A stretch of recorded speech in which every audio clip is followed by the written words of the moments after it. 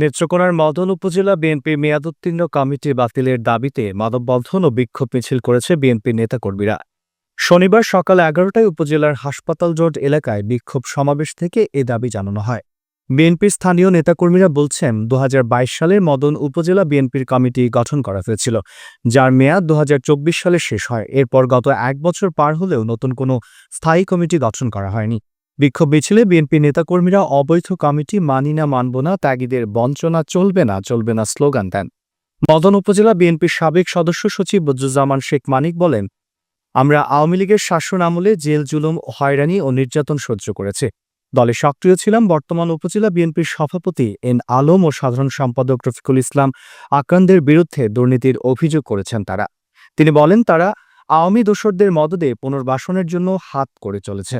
অবিলম্বে কমিটি বাতিল না হলে কঠোর কর্মসূচির ঘোষণা করা হবে।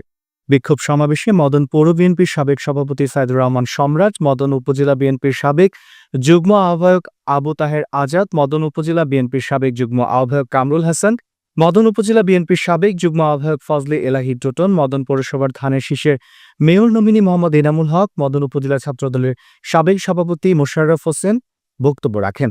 এ সময় মদন উপজেলা বিএনপি, যুবদল, ছাত্রদল, কৃষক দল, স্বেচ্ছাসেবক দল সহ অঙ্গ সহযোগী সংগঠনের নেতাকর্মীরা উপস্থিত ছিলেন। যত টেন্ডারের কাজ আছে ওরা ম্যানেজমেন্ট এখনো কাজ করতেছে। ওদের সাথে যারা আওয়ামী লীগের যারা টাকা দিয়েছে, যে নেতৃবৃন্দ, ওদেরকে মামলা আসামি দেয় নাই, আর যারা টাকা দেয় নাই তাদেরকে আসামি করছে এবং তাদেরকে হয়রানি করছে।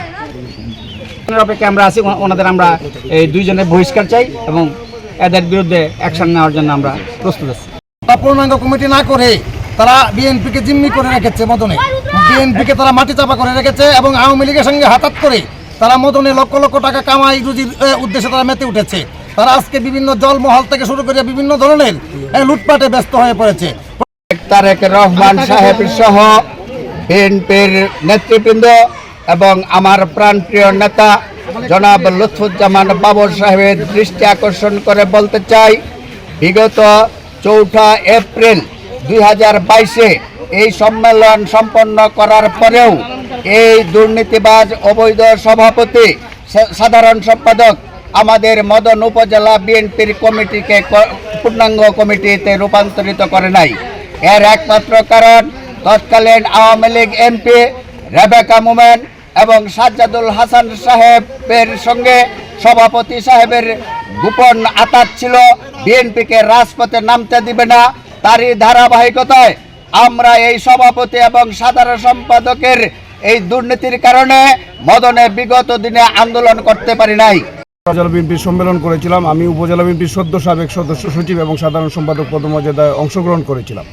সম্মেলন একটা অদৃশ্য শক্তির মাধ্যমে, তারা প্রতারণার মাধ্যমে তারা সভাপতি, সাধারণ সম্পাদক নির্বাচিত হয়েছিল। কিন্তু নির্বাচিত হওয়ার পরে শুধুমাত্র আওয়ামী লীগের সেই খুনি এমপি সাজ্জাদুল হাসান এবং লোকাল যে আওয়ামী লীগের সভাপতি, সাধারণ সম্পাদক, তাদেরকে খুশি করার জন্য এবং তাদের সাথে পার্টনারশিপে ব্যবসা বাণিজ্য করার জন্য বিগত জাতীয় সংসদ নির্বাচনের পূর্বে আমাদের নেতা এই কমিটি পূর্ণাঙ্গ কমিটি দেওয়ার জন্য চাপ প্রয়োগ করার পরেও বর্তমান সভাপতি, সাধারণ সম্পাদক বিভিন্ন প্রশাসনের মাধ্যমে তারা কমিটি পূর্ণাঙ্গ আজ পর্যন্ত হয় নাই।